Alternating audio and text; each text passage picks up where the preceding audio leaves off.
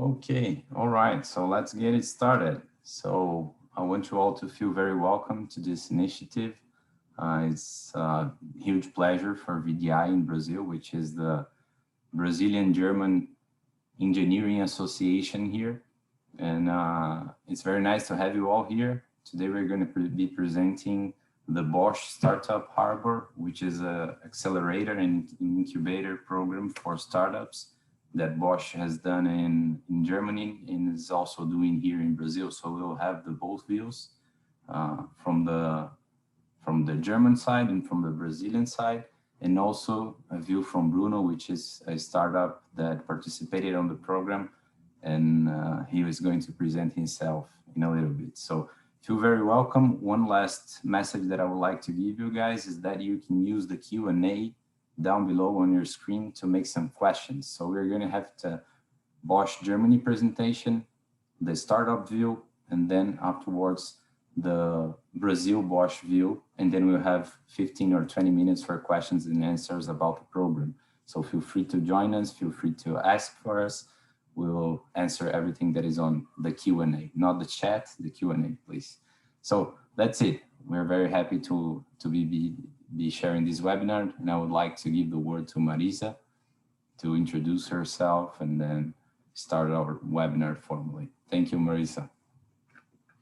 Thank you, Joao, for the nice introduction. Also, welcome from my side. I'm super happy to be here, everybody. Yeah, I'm very excited to tell you a little bit about our program. I've been with Bosch for nearly 2 years now, and I started working in the program. It is a huge pleasure every day to work with these motivated startups and also inspiring founders who are super passionate about their work and who love what they're doing. That's super exciting, and I hope the spark will jump over from me to you also. I'm gonna share some slides with you. If you have any questions afterwards, feel free to ask. So what is the Startup Harbour all about? We are a publicly funded accelerator program for early stage deep tech startups. So we are funded by 50% by the European Union, and the other 50% comes from the state of Berlin. And the objective of the program is to foster co-learning and co-innovation within Bosch, but also with our partners and with the startups together.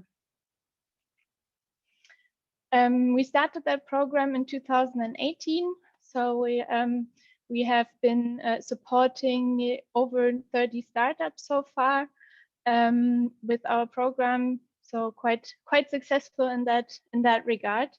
The way we structure the program is we have so-called predefined challenges or focus areas that we define with our Bosch business units and the startups, and that can apply to them because we publish them on our website and we promote them also through social media. So startups that apply to our program usually fit into one of these now 15 focus areas. Our program is an intense training program that takes 6 months. So the startups receive a very intense curriculum and individual coaching and mentoring. And apart from Berlin, we have so far only run one first satellite program, which also Infinite Foundry and was part of in the region of Spain and Portugal. And our aim is to expand the program further also into other regions. And we are already talking to my colleagues in Brazil, maybe just as a preview. Some words about our USPs. What's so special? Why are we different to maybe other acceleration programs? As I mentioned, we predefine challenges or focus areas with our business units and our partners. For example, we have now another big industry partner with us who is called Liebherr. Produces big machinery for construction sites, but also fridges. So it has also a wide range of products on the market. We do that because we want to get their commitment in advance. So when a business unit or a partner hands in a challenge, we can make sure that they are willing to then also work with a startup if we find them a startup that fits. That said, this is also very important, of course, for the teams, because they then get direct introductions to the colleagues that are responsible for this focus area. So that's their first point of contact, apart from our Startup Harbour team, of course. But that's their point where they go into potential projects, into potential proof of concepts, or any other type of collaboration. So that's a really important part of the program. Other than that, we have, of course, a curated curriculum. We have different trainings, like business model innovation trainings. We have design sprints. I'd say the usual training program for startups, but also very tailored and individual coachings and mentorings with excellent mentors from inside Bosch, but also from our ecosystem in Berlin or in the other regions. So we also try to include other corporates, other players in the ecosystem to make the most for the startups out of our contacts that we have. And a special part in Berlin, because of the public funding, is that the startups are granted a monthly scholarship of 1,800 euros per person in the startup, so that they really can focus on their startup and don't need to worry about, coping for their living expenses or so. So we really want to have a strong focus from the founders into the program, and we guarantee that by granting them the scholarship so they don't have to work on the side. Maybe you're wondering, why are we doing all this? So one statement that our CEO, Volkmar Denner, always says is nobody can do IoT alone. So that's basically also our motto. We think even though we're Bosch and we're big and we have a lot of people and maybe a lot of different units, we still cannot do everything alone, and it's also not the best to do it. So we really believe in this aspect of co-innovation and co-learning, and want to also support a cultural change of mindset in the company. If you're maybe also a big industrial player or even a small one, you might be familiar with this not invented here syndrome. So everything that is not invented inside the company is not as good, which of course is not the case. And we try to do our part to change that mindset. And then a big benefit for us is also to get a very good early access into new trends, into new technologies, and be able to really test new technologies very fast with the startups. And maybe Bruno can say a little bit towards that side later on, because we exactly did that with them. And then, of course, last but not least, it's also a good way to strengthen the brand, not only amongst customers and suppliers, but also amongst, let's say, the whole ecosystem, and maybe even also get a competitive advantage out of that. So maybe you're asking yourself, why is it that that Bosch doesn't finance it itself? I mean, we are a big company, we have a lot of money, we could finance it itself. Well, I'm sure you're familiar with the term return on invest. And the return on invest when working with early stage startup is not very obvious, I would say. So when you say, when Bosch says, okay, we invest into financing a program like that, then the immediate outcome might not be visible because the startup is still quite early. We're still in a piloting, in a testing phase. It can't scale as fast maybe, and it will definitely not make a huge amount of money within the next couple of months. So that's a really big risk that Bosch then would need to take, and a big portion of trust that maybe after a couple of years there might be something coming out of it. And let's say for a big corporate like that, taking a huge risk like that is not something that we are very willing to do in that sense. And I'm guessing that's also the case for others. So yeah, that's why we feel it's definitely a big incentive that the public sector is pushing for that as well and is supporting us. So we basically share the risk on that sense. Also for the startup in itself, of course, if there is not a big incentive for the corporates to do such a program, then there are not very many early stage programs out in the market. So especially early stage startups, they struggle to find meaningful programs for them. And if there are no programs like the Startup Harbour, then there are also lacking the test beds, the use cases to actually work and test their solution, their idea. And especially if you don't have any pilot customers or POC in line yet, it's also quite difficult to get investment. So it's basically a cycle that one sort of depends on the other. And then you might ask, well, there are also other acceleration programs out there. Definitely in Germany, a program like Plug and Play or Techstars is very big, and they are selling these type of acceleration programs to corporates and other companies. The problem with that is that they usually have very limited access on actual use cases, or they struggle to get commitment from the partners, even if they have industry partners. It's very difficult for them to then actually connect the startups into the corporate or into the right unit, get the right contact person for them. And then as an early stage VC, you might be able to support with financials and maybe even with strategy, but same, you still lack the use case and the test beds.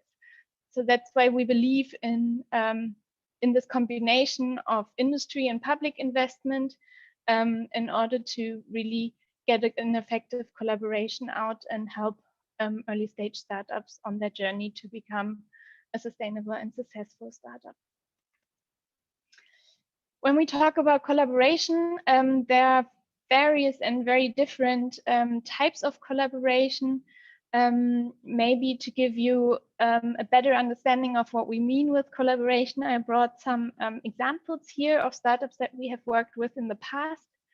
One of our first cases was actually ZG Systems, two girls that developed a blockchain for industrial machines, in this case for the Bosch Rexroth Citro box, a big hydraulic machine by Bosch, and they implemented their blockchain solution to test pay-per-use cases. So they went together on the Hanover Fair, a big industry fair in Germany, and they were testing basically whether customers liked the idea of pay-per-use for big industry machines. A second case that is actually still ongoing is with Iptoki.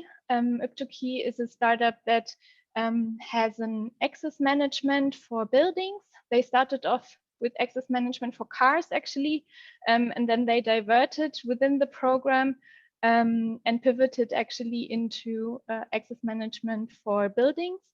And Bosch Building Technologies was very interested in that, and they started a proof of concept with them. And actually now they've decided that the technology is so interesting for them that they are actually now going into a co-development with Iptoki. So Iptoki is white labeling the solution for them.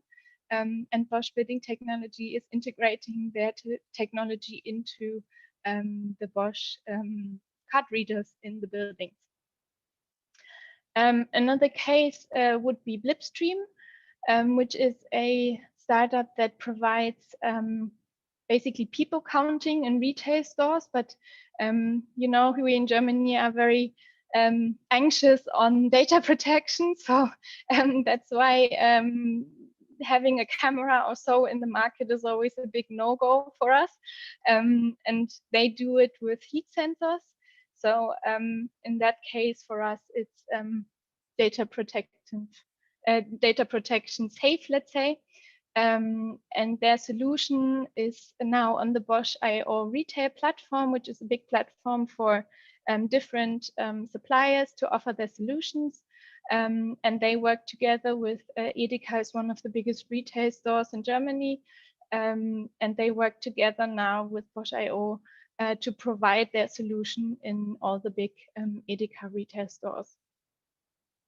And last but not least, we have the startup Formation. They do interactive indoor mapping based on the magnetic field of the Earth. So that's why they can be very, very precise on their positioning without having to install any type of beacons or other sensors in the building. And we did actually two POCs with them. Once with the Arena 2036, which is a big basically playground for us. So we test all different types of new business models, of new technologies in there, also together with Mercedes, for example, and Bosch Mobility. So yeah, just look at it as a big playground. It's a big site and hall where you can test all different types of things. And the other one was on an actual production site of one of the Bosch Connected Industry productions. And also there they installed this solution to see, to track the devices that are moving around in the production facility and detect where they are. So you see 4 completely different cases for different depths, let's say, also of collaboration. But I think it gives you a good overview of what we mean by collaboration and how the portfolio can be. Last but not least, I think you might be interested also in some learnings. We have now, as I said, we started in 2018, so we have been also adapting the program every time we get a new round in, so a new cohort of startups in. We try to adapt it to improve it in any way that we can. And I would like to share some learnings with you at this point. So we've found out that the most important part for the startups is, which we also found out through regular surveys, we asked them basically what it is that you most appreciate about the program. And nearly 90% really say that it's actually the collaboration and the close help that they get with that. So we really accompany them. We don't just make the introduction and then leave, but we try to accompany them throughout the whole process. And then, of course, how much it helps actually to have these predefined topics, because then they actually know what it is that we're looking for on the one hand, and the business unit that hands in this topic actually has in mind what they want to do once the startup is on the mattress on their doorstep. So you don't just fall with the door into the room saying, hey, I have a startup here, now let's do some type of collaboration. That usually doesn't really work very well. So they are mentally prepared, I would say. And then this commitment actually means that it's a win-win situation for the startups. Even sometimes we have collaborations that don't work out, POCs where something doesn't work in the end, but this is also a learning for both sides, both for the startup as well as for us. So we know we don't need to go into that direction because it doesn't work. And the startup knows, okay, this way or that use case, my solution doesn't work for. So either they can pivot or they go into a different use case. So really by the motto, fail early. so you don't waste a lot of time and energy on something that doesn't work in the end. Something interesting that we found out, it's actually not a talent recruiting tool. So we thought maybe at some point the startups might be interested also to work at a big corporate, but no, that wasn't the case at all. But it's really talent or founders are super passionate for the idea. They are super passionate for what they are doing, and they don't really want to work in a big corporate. They want to be fast and they want to do their stuff for themselves, and they don't want to get slowed down by a big corporate. So if you're thinking about doing a program like that, it's not a talent attraction tool. Quality is very important. So of course, the Bosch brand also attracts high potential startups and founders, which is of course also a prerequisite for the success in the end. So the better you promote your program and the quality of your program, the more successful it will also get, and the more, of course, attention. Highly appreciated were also our training sessions with our structures and methods. So even if for startups that are a little bit further ahead on the road, to go back and think about the business model, think about how to, what the strategy is for the next couple of years, maybe always helps to really focus again on what it is that you want to achieve. Then a big plus, of course, is that we actually do that program ourselves. So we are all Bosch employees. We have a good network into Bosch. If we write our colleagues, they usually answer quicker than if somebody from the outside writes. So we have very good access and contacts into the company. And of course, that needs to be clear for the startups, otherwise they don't come. Is that we don't want to take any IP or any type of that from them. It's really not about that they lose any type of their intellectual property to Bosch in any way. That needs to be very clear from the beginning. And if there's any type of competitive situation, it needs to be transparently addressed, and then both parties can deal with it. Then another finding from our satellite program in Spain and Portugal, which was a little bit shorter, it was only 8 weeks. We found out that it's actually way too short. Even our 6-month program is sometimes quite short because it takes quite a while to actually start a collaboration. And it takes some time in a big corporate until all the stuff is settled, all the contracts are signed, etc. So especially if it's like NDAs or so. So definitely plan enough time. And then at least we found out that it's really less about any type of office space or so that they get access to throughout the program. But especially now with the whole COVID situation, and we virtualized everything, and that is still totally fine. Yeah, and that was it from my side. Thank you very much for your attention, and happy to answer any questions later on in the Q&A session. Thanks very much. Thank you, Marisa. We already have a few questions here. I will keep them for us to answer at the end of the webinar, as we have already combined and told the public. But everyone that is asking everything at the Q&A session, please I'll make sure they will be answered. So at the end, I think 10:40, 10:45, we will be answering them all. So I guess, Bruno, maybe you can give us a startup view from someone that participated on the program that Marisa has already presented to us. Absolutely. Hey, hello, everybody. I'm Bruno Eisinger. I'm one of the founders of Infinite Foundry. With me is Andrea Luz. Hello. Andrea, if you want to present yourself also. Sure. Hello. So my name is Andrea Luz, and I'm with Bruno. We are the two co-founders of Infinite Foundry, and we're part of the program that Marisa mentioned. So the satellite program in Portugal and Spain, because we are a company that we have two places. So we are in Brazil with Bruno, and we are in Portugal with myself. So We have these two locations.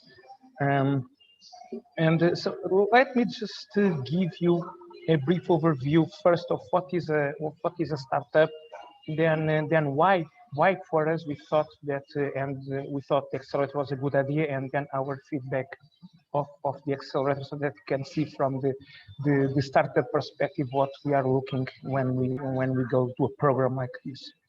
I would like to start by just mentioning this.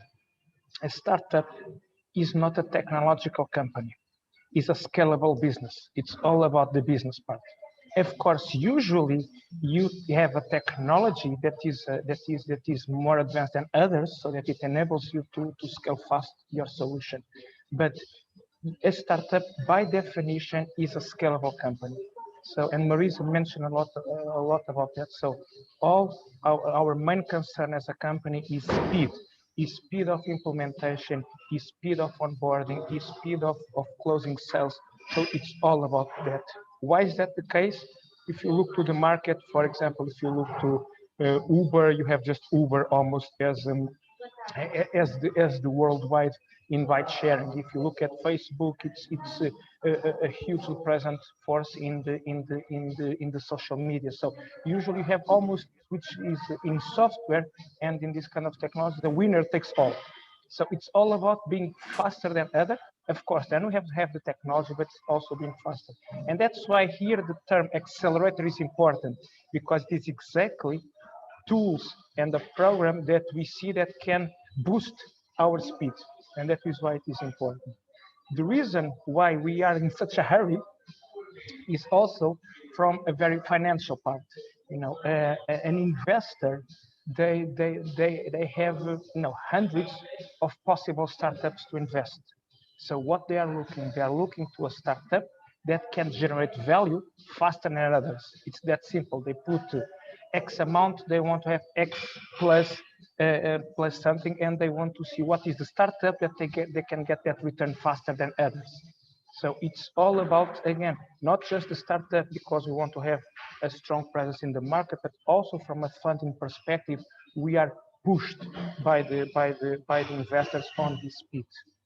And very importantly, usually, because examples that I mentioned about, for example, Uber or about Facebook, they are a B2C company, meaning they sell to the consumer directly. On our case, as I'm going to explain you here what we do, we are a B2B company. So we have to adapt to the speed also of the corporate company, of the corporate customer. So even if we are fast, we need to follow, the corporate will tell you, oh, wait a moment, we are not that fast.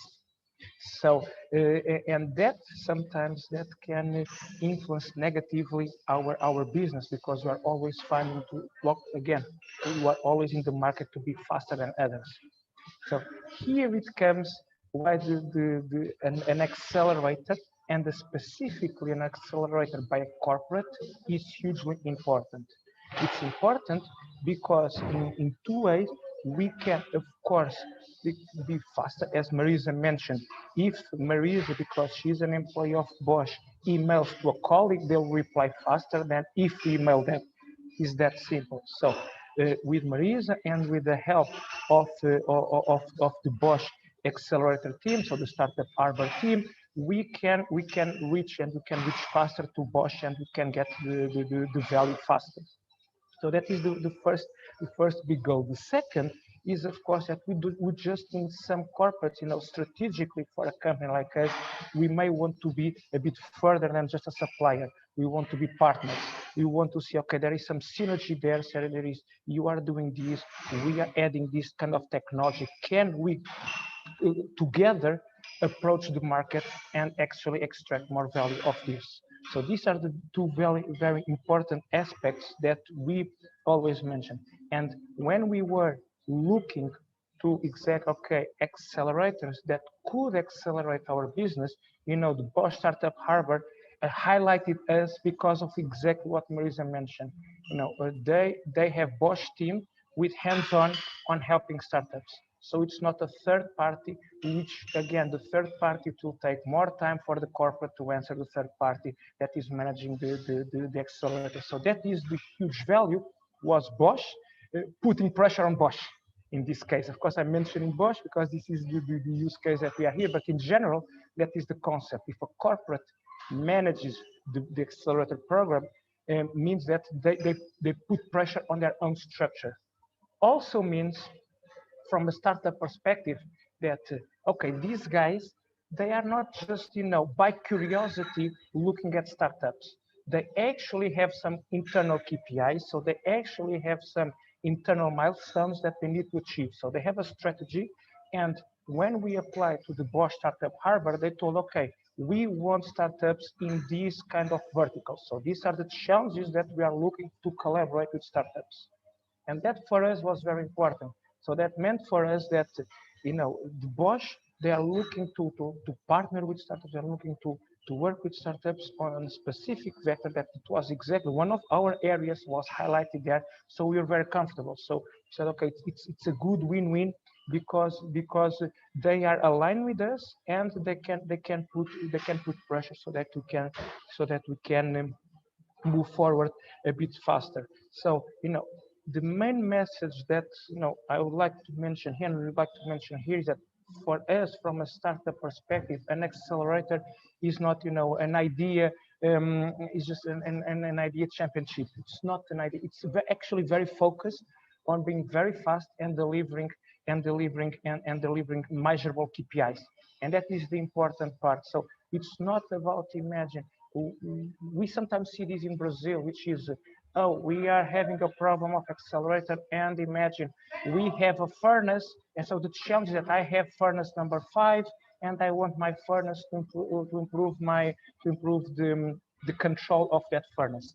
Okay, that is not scalable for us. Okay, you have a too specific problem, and an accelerator is more like a strategy. It's not something so concrete because you cannot, if you solve that problem of that furnace, how can you scale your business instead of the corporate? It's very difficult again. So we look more from a strategic perspective that Bosch looks this as an area like the area that we are, which is the digital twins, the industrial digital twins. They look at this area as a strategic area in the future for Bosch. We have a solution for that vertical, and we think that we can collaborate together and we can bring together that solution to the market. So for us, that is the important thing, is not the furnace number 5, which of course it's important, but that is not in an accelerator program. That is in a, in a normal purchasing contract, and a normal supplier contract. You don't need to make a full program just on that. So just to highlight, Just to put a little bit on the, and introducing also Marco to talk a little bit. Exactly. But in our perspective, it was very nice to do this in company accelerator program, because we understand a lot of the situation from the Bosch perspective, to understand how can we fit on this on their needs, on their pains, and how can we solve their pains with our solution, and if we need to adapt our solution a little bit to be more focused on their needs. And it was very interesting because and the idea to organize this webinar was like that, to create on the companies, on the Latin America companies and European companies, this concept to create their program, their in-company programs, to be more focused on their needs, and to us on the startup side, to understand better in which Florida we are. So the idea here, it was okay. Bosch have some needs, and we have some solutions, but they select us because of from our solutions, because from our company, and they understood that our company has a size, and they treat us with the respect of our company deserves. It was very funny. It was the first program for us that treat us on this perspective in this situation. So the idea here is to be with you guys, João, Marco, Marisa, to of course to thank you very much for the opportunity, and also to give this feedback to the companies that want to create their accelerators, their in-company accelerators, and to that from the startup perspective to participate of these accelerators, and to understand that they don't do the job for you. They open the door, so it's your case that you wanted to forward or not. It's your effort doing this job and developing business with all the companies, all the doors that they open for you. So I don't know if I introduced myself. I'm Bruno Ising, and I think that it's okay for. I don't know. I don't know. I think for now we'll leave them for questions about exactly what we do. But for us, I think it's more the perspective of the accelerator, and then why specifically this accelerator for us was a plus compared to many other accelerator programs in the market. Thank you, André. Thank you, Bruno. It's very important for us to have a startup view that actually participated on the program, and it's very positive for us. Thank you. We'll probably have a few questions at the end. So Marco, please, can you go on with your part? Yeah, of course. So hi, nice to meet you guys. Thanks for having us here. My name is Marco. I work as community manager for the Curitiba Connectory, also as a business developer for Bosch. And also, André and Bruno, thank you for your feedback. That was very kind. I'd like to share with you now a quick overview of how we approach innovation here as Bosch in Latin America. So the startup Harbour was a very interesting case that we have, but just more to put you on the big picture of what we're doing here. So let me just quickly share my screen.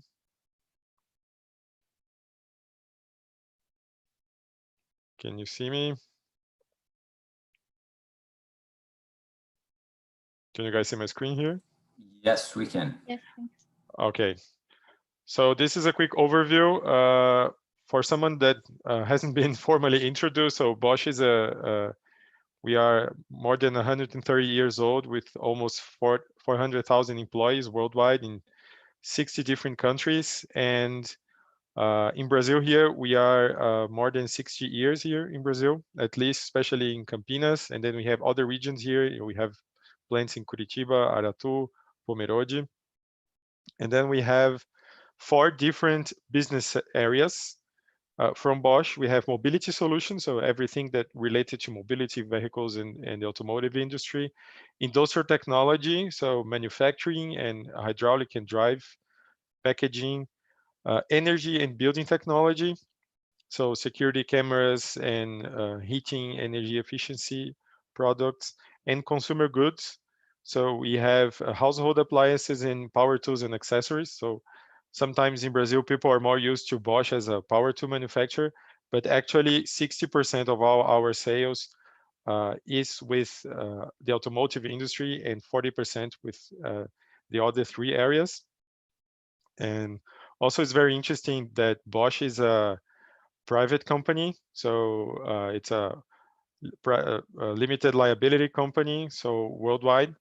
And yeah, and in Brazil here in Latin America, we are in almost every country here with an office.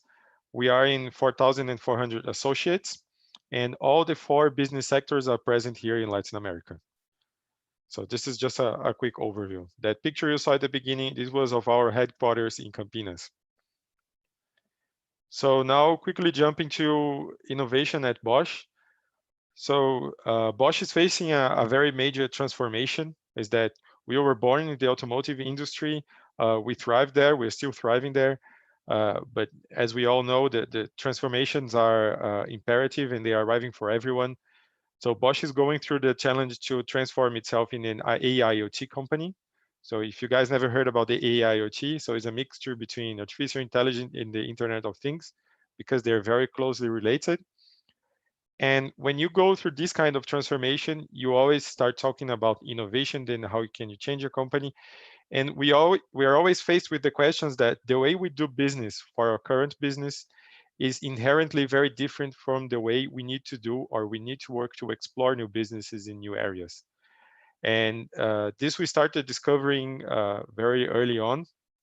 But this term and the way we talk about it is more recent. I think in the last 20 years, we have this term called ambidextrous organization. It means that it's an organization that can work in two different ways, because when you're working with exploit, you have to be committed to efficiency, cost saving, all those KPIs that we are very used to, and that actually brought us where we are. So that's something that it's in our DNA. So this excellence and operational excellence. But otherwise, when you start exploring those new businesses, especially new business models, you have to work in a different way, in a way that you learn more, that you test more. It's not about being efficient, but it's about learning, and learning as fast as you can. So I think, as Andre mentioned, looks like more what you have in a startup, that you have to be fast and you have to be very quick in learning to be able to develop new businesses. And within the explore approach, just the left-hand side there are two ways which we usually categorize what we do in innovation. Yeah, one is called inside out.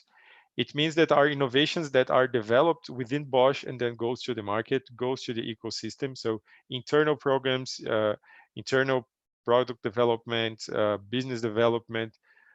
And we have what we call outside in, which is how can we take what we have in the ecosystem and bring to Bosch. So startup partnership, the Startup Harbour is an example of that. Partnership with institutions, with universities, and how can we make that work? And right in the middle, we have the connectory, which is, I'll explain a little bit more, a little bit later about the connectory, but we have basically this task of making the integration of what we have inside and then we have outside at Bosch. And just a quick example of some inside out areas that we have here. One area is that we call Grow. So this area, they also helped Bosch to develop a framework to learn to work with new businesses, and that's based a lot on the Lean Startup methodology. But then we created our own version of that. We adapted to us, and the Grow team is a corporate team that they have the task to look for extremely scalable, repeatable, innovative new businesses for Bosch. So they are like an incubator, and they have internal startups that will relate a lot to what the guys of Infinite Foundry mentioned, but internally. So, and then we have this framework, and then they can be shared with many business units, but Grow is the central area for Bosch to develop new businesses. And in Latin America and in Europe, we have a program called Adventure. So what we did here, we basically took the framework they have for new business development, and we now let each employee and associate to register and test their own idea for a new business. Of course, it's a early stage program for internal ideas, and it's mainly focused on developing the entrepreneurial mindset. But this is open for all areas to put any idea they want. It can either be some improvement for an internal product, or it can be a completely new business. And we also have cases that some employees, they had some business ideas, they tested within Adventure. So this is a 3-month program. And after they tested it, the Grow team actually now is interested in their idea to further develop. But this is also to open this framework and this mindset to all employees, because as we mentioned, this is very different from the day-to-day job as you have in a corporate. This is more working like an entrepreneur, working like a startup, and this is something we have to learn. And also we have what we call Proof of Concept Factory. This is a team of highly skilled professionals. We have PhD, masters in all different kinds of future technologies that we are interested. So in artificial intelligence, DLT, IoT, data science. And this team is also a central area, and they can offer prototyping services to different areas within the company. So they can offer actually for the market too, but they started as a support for internal areas that they can create proof of concepts. They have access to all Bosch technology that they have, but they are at the same time not tied to very specific and strict process that you might have in specific business units. So they are very flexible, and also they work for us as a source of talent acquisition, because sometimes when you want to have talent in very cutting edge technology areas in a large corporate, you might need to have a structure behind to have that. And this area is able to absorb that even before we have this area. And now some colleagues here that work in this area, they are going through different areas at Bosch. So bringing this competence to the company. And now for some outside-in examples. So examples of how Bosch is collaborating and open itself to the ecosystem and to the market. I won't explain again about Startup Harbour, but it's a very good example, especially for early stage startups.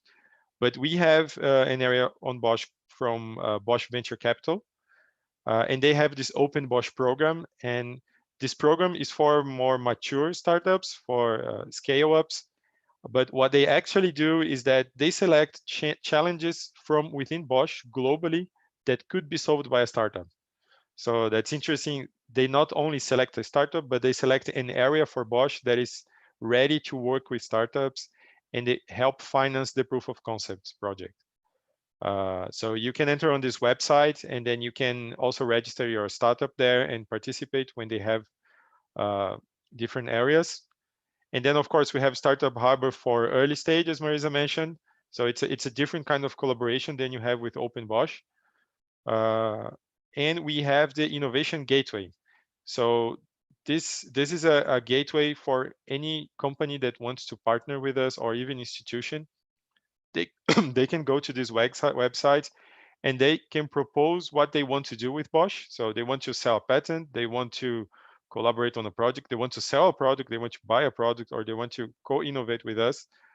And this is run by a central area, and they're responsible to forward that partnership proposal to any area in the world. So they have a huge contact network. So for instance, if you're a company in Brazil and you want to put anything in this website, they will see what you put there. It will be registered in an internal network that we have for partnerships. So it's available for all the Bosch worldwide. But I will be contacted here in Brazil, for instance. So this is a new way that we're getting to engage with us. It's more in a soft opening part, but you can go there and you can submit any kind of partnership you want. And last but not least, I'll tell you about that middle part there, the connectory. And I think that Marisa mentioned was very nice. You cannot do IoT alone. And that's something we realized a few years back. And our area here, that I work in an area called AIoT enablement, we found the need to create and Bosch to be more connected with the ecosystem, and to help find partners and to help connect the inside and outside parts of the company. So that's what the connectory is. Those are innovation hubs that were born global. So we are in 5 different locations. It started in Chicago, and we have the mission to help Bosch talk to the world, and to help foster co-creation, co-partnerships, and bring that to the company, and also bring the company as an educational experience for both, for Bosch and for the exterior. And what we do here, we talk to startups, we talk to corporates, we talk to hubs and institutions, and then we try to connect them with the different initiatives here. For instance, the Curitiba connector is the Brazilian connector. And then we try to connect with different initiatives within Bosch. We connect to the divisions that they have needs for partnerships. We connect to Grow, as I mentioned, because even though Grow is an inside-out initiative, they all get very mixed. So this is just more a way to understand it. But ideally, there are very few initiatives that are exclusively one or the other. And we are also in talk to cross-selling. So cross-selling is the area of Bosch that is able to provide you with Bosch solutions from any division we have. And this is very important because, as you've seen in the beginning, we have completely different areas of business areas. So, and this area is able, this cross-selling team is able to navigate that and find solutions in our areas. So here are some examples that we did. This is some pre-pandemic photos. We did ideation with partners, hackathons, events, and physically we are in a space here in downtown Curitiba with our partner Distrito, which is also in startup hub. But now we're moving to virtual, so we are keep going on with our programs, with our events, and keep with our mission. And of course, I invite you to follow and engage us in our social networks and media. You can find all sorts of materials there. And if you have any questions, I'll be happy to answer that. Thank you. Thank you very much, Marco. Yes, we have a few questions here. The first ones are for Marisa, and I'll just ask if possible, if you could do it in 1 minute per answer, so just we can have a lot of questions answered, all right? So the first one comes from Vinicius Marini, and Vinicius is asking you, Marisa, how does the alignment work to find out the interest on the startup? Which steps are on the way? So I'm interpreting the question to how do we approach our business units and define with them the topics that we then publish, right? So basically we have already identified a couple of them. There are of course different units that are, let's say, more open to work with startups, others that are more hesitant. In the end, we contact them, we do a small pitch, we present our program and what we can do for them. And if they say they find it interesting and they actually have topics that they are willing to open up also to work with external startups on, because of course there are some topics that are still in development that you may not want to share with the exterior. Then we take them to a workshop, we define with them how to formulate this topic, we help them phrase it, and then we publish it on the website. That's basically the step. But every time we also need to pitch in front of our own people, let's say, and try to sell the program in the end. Thank you, Marisa. And let me give you another one. This one is from Guilherme Tiufi. He's congratulating you for the presentation and thanking you for all the learnings. And he's also asking, what kind of tips do you have for other companies that are thinking about starting some similar initiative right now here in Brazil? I think the most important part is to define what you would like to achieve. Are you looking for, let's say, solutions that you can buy, solutions that are already on the market? I think then the approach is very different to, do we want to actually co-develop, develop together, learn, let's say, test things. So I think that definition of what it is that you want is very important. And then also, as I mentioned, securing financing, I think can make all the difference in the end. If you can convince, let's say, within your company management that this is something useful, and they have maybe innovation funds also available for that, perfect. However, of course, then you have maybe internal KPIs and you're not as free, let's say, to choose the startups. And that's why we definitely went for this combination of public and Bosch money in the end, to make it more objective, to free us a little bit from those very tight KPIs that usually you have within companies. Right. Thank you, Marisa. The last one for you, it comes from André Alarcon. He's telling us good morning, congratulations for the presentation again. And the question is, what are the key elements that Bosch used to select the startups that apply for the initiative? So I think it comes with a filtration, right? What are those elements? So basically, because we are publicly funded, we have certain criteria that we need to apply. So there are certain points they're actually not set by us, but we need to make sure that the startups fulfill them. That's basically the first. So there are 3 steps. The first is the formal criteria. The second is then idea fit. How does the idea fit with the focus areas that we have published? Do we see the idea is flying? So do we see that this is something that maybe hundreds of other startups have already started and maybe not succeeded? If so, what's different now? So really idea, also scalability in it in a certain way. And then a huge part is also team. Because even if the idea might still be a little bit shaky, maybe the business model is not quite defined yet, but you have a super passionate and super motivated and great team, then you can also help that team to actually get everything straight and set the sails basically in the right direction. So those 3 steps, those 3 points, we always look for. Perfect. Thank you, Marisa. You're welcome. We have 2 last minutes. I have one for Bruno and one for Marco. Bruno, Antonio Carlos Martus is asking you, what are the steps to get engaged into the program? I mean, how did you guys discover it, and how did you make the most of it? Because it worked, right? So a little bit of your view. Yeah, understood. Yeah, let's separate the things. The program, the participated program is very intense.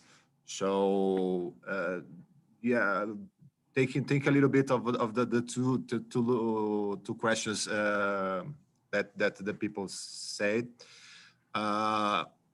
On a startup perspective, you have to thinking about if the company fits well on your business, and if your solution fits on some situations that you already see on the market, for example, from Bosch, and on our case, we work with digital twins for industry. So our solution fits very well on a lot of different markets, and fits a lot on all different markets of Bosch. So in our perspective, it was the perfect case to be here, to be inside. And yes, for example, Infinite Foundry has 4 years and a half of on this way. We participate with a lot of different accelerators, some good and some not too good. So you need to fit. You need to taste a little bit these situations and provide and take from them all the doors that you need. So don't wait from them to solve your problems. You will solve their problems. So the idea is that they open some doors for you, and you decide about to do it with all of these doors. So yes, basically Infinite Foundry, we have two offices. I'm here in Latin America, in Brazil, and André stays in Portugal. So he understand better the European market, and basically we have on a strategical part between me and André to observe all the programs, all the accelerator programs around the world, because you guys from a startup, you don't stay just in Latin America, across the world. It's easy today to do it. We can achieve people from your computer, so it's very easy to understand different kind of programs, different kind of markets. So it's very interesting to do this job on your companies, to achieve this kind of jobs on your companies. And talking about companies here in Brazil, please be inspired of what these guys are doing, because it's very good for us to startup perspective, because gives us chance to compete from equal to establish companies and to present our solution to the market and to all the guys from the company. So I don't know if I respond. I answer all the situations, but it's my opinion about this. And the initiative has to come from the startup, right? I think. Yeah, of course, always. Yeah. Yeah, you are the CEO, the board of your company. So you decide to apply or not, to participate or not, to be engaged or not. So try to see, but be careful because the program is very intense. So you need to participate with all the sessions, all the situations. It changes your mind, but it's very intense. It has to be 100%, right? Yeah, absolutely. Right, perfect, Bruno. Thank you. The last question, this one is for you, Marco. It comes from Rodrigo, and Rodrigo is asking, what are the hardest parts of bringing this program to Brazil? I mean, Brazil is a very particular country with a lot of opportunities, a lot of challenges as well. I think most like every company has its own, but how was all this tropicalization? Yeah. Well, that's a very good question. And that's something that we are working on right now. So as Marisa mentioned, also, we want to bring this program to Brazil. And also one very important part of this program will be how we'll be able to finance here the same way they're able to do that as in Berlin. So it's about how can we find support in our ecosystem to finance here this way. And then after we have that, we are able to follow then, okay, now what can we do after we secured that? So I think in this moment, the hardest part will be to find the right financing, but that's something we are working on, and hopefully we'll be able to do it here. We really want to bring this program here. Perfect. So we're out of time. We already are 4 minutes late, so I want to thank you, everybody, Marisa, Bruno, Marco, André, that has already left, for bringing us all these lessons learned about startup program. And we're very happy that we could share it with our members. So thank you very much. Thank you, guys. Thank you for the very much. opportunity. Thank you, guys. Bye-bye. Bye-bye. Till next time. Thank you. Thank you. Bye.